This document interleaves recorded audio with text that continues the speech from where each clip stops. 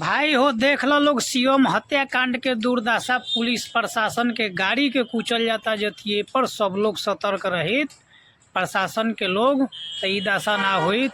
पहले तो जंगल राज 1 रहा, अब ई कैसे हमनी के जियम जंगल राज 2 जो कि 7 बहिन का बीच में एगो भाई के इतना दर्दनाक हत्या भइल बा। ई अब कैसे हुई? रुआ लोग देखी, वीडियो देखी और जरूर सुनी, एकरा के प्रेम से पहले सुन के देखी जे का दुर्दशा बा।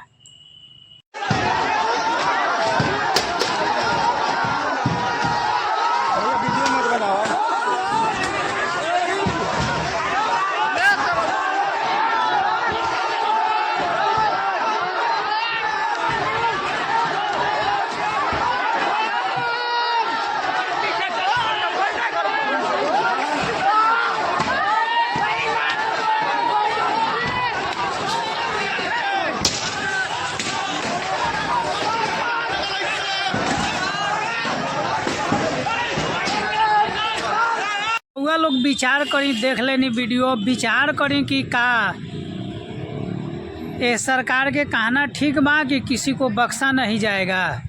तो बख्शा ना गल तो ओकरा पहले जेकर मौत हो गई ओकर बाल बच्चा अब कहाँ से आई, बेटा ओकर आई कहाँ से? रुआ लोग विचार करी आ कमेंट बॉक्स में ज़रूर लिखी।